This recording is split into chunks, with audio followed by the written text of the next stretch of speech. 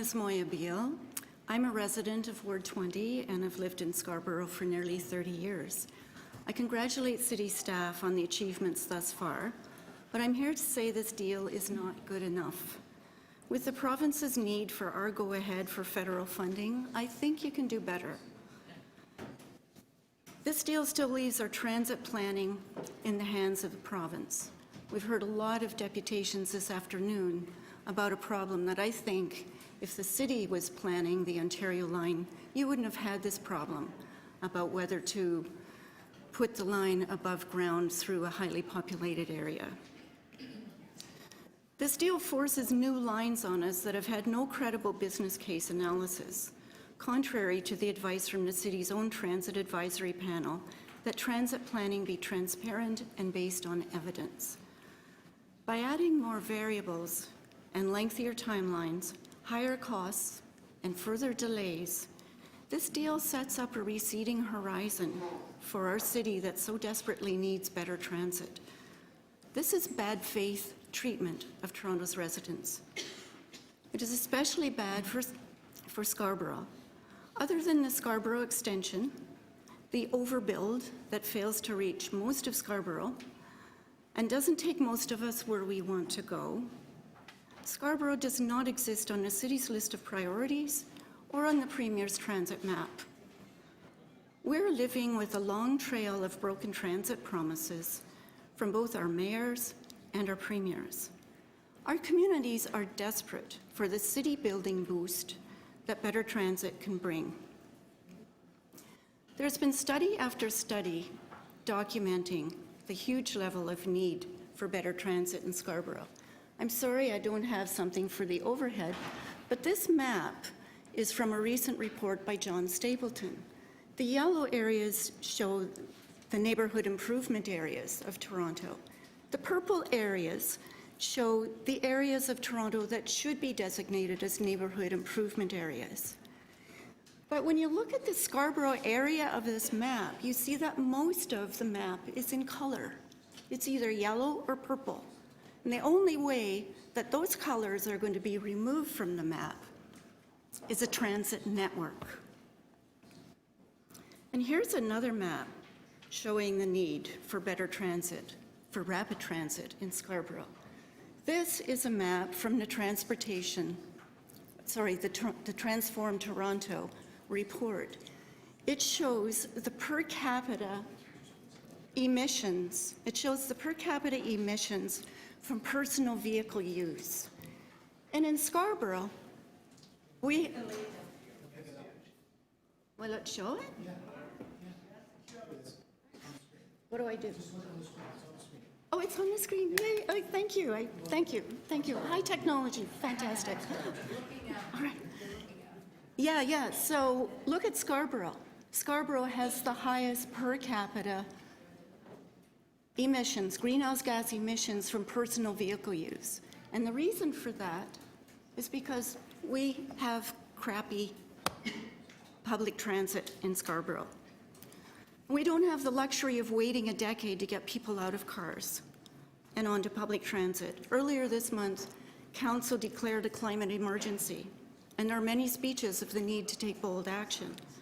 I'm asking you to put Scarborough on the transit map. Move forward with the shovel-ready Eglinton East LRT. All right. Start building it now. I'll ask you to conclude there. Thank you. Work on it while evidence-based planning takes care of all of the other transit pieces that are part of this deal. Thank you very much. Thank you. Are there questions of Councillor McKelvey? Thank you, Mr. Mayor. Thank you for coming in. Thank you for speaking about Scarborough Transit. I am familiar with the John Stapleton report that you spoke to. So firstly, I did want to let you know that I will be bringing a member's motion to Council next week to look at the designation of the neighborhood improvement areas based on his work. Mm-hmm. And he does point in there that something we're not looking at is the income after tax and after shelter, and that calculation needs to be updated in the way that we designate our neighborhood improvement areas. So I guess my question is, do you feel that we should also be looking at transit and accessibility to transit as part of that as well? Absolutely. I mean, transit is fundamental in city building, in lifting up our communities, in linking our communities, in bringing in the development, the social development, the economic development, the affordable housing, the jobs, the training. It's key. In fact, our mayor, when he returned from the 2015 Paris Conference on Climate Change, said that transit is key. He said that in the context of climate change, and he's absolutely right. But transit is also key in looking at economic and social development. And I do live in one of those wards that has the highest emissions of greenhouse gases, and I do know that it's because we lack public transit. It is sorely needed in the eastern end of the city. And do you feel, so you feel then, based on your deputations, that the Eglinton East LRT is a very important project for eastern Scarborough? Well, of course, for all of Scarborough. I mean, for the route that it travels along, but also what it brings to that route in terms of the opportunities. Because when I look at the Scarborough maps right now, I see that it is a map of untapped opportunity and wasted potential.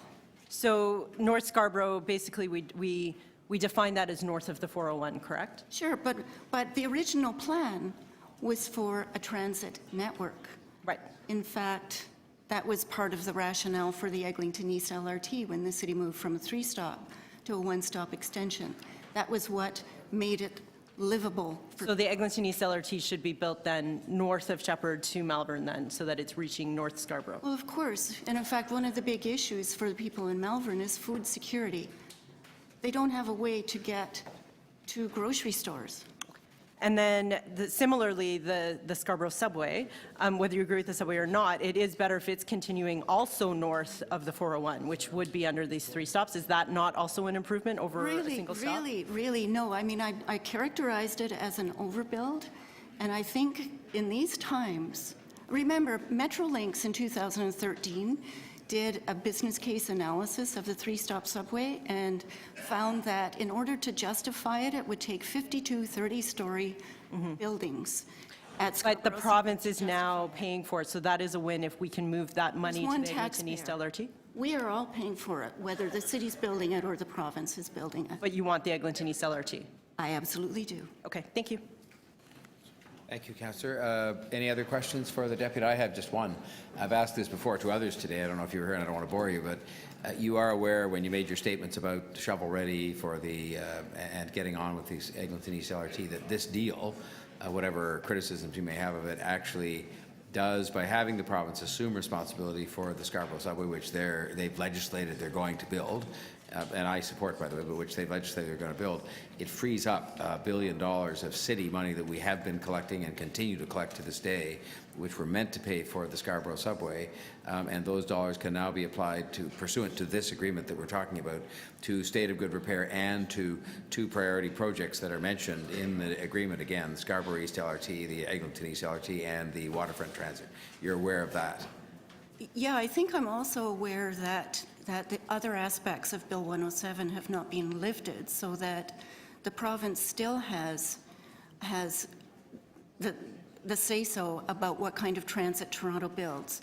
And my understanding also of this deal is that the province may decide that and I'm not arguing against this, I know that we've got a $30 billion maintenance bill that has to be paid, but my understanding of this deal is that money would go to that as a priority rather than the Eglinton East. No, actually, it doesn't say that. If you read it, it says that we can have it go to either place, to state of good repair or expansion. I think what it says is priority transit expansion projects as designated by the city, of which Eglinton East LRT and waterfront transit are already 2 because they're already in our transit plan, and it simply says we could move that money in whatever portion we decide as a council to those projects. In fact, we're going to get a report from the city manager and city staff on what the options are for that. So certainly state of good repair is a big part of that. I only wanted you to be aware of that because, make sure you were, because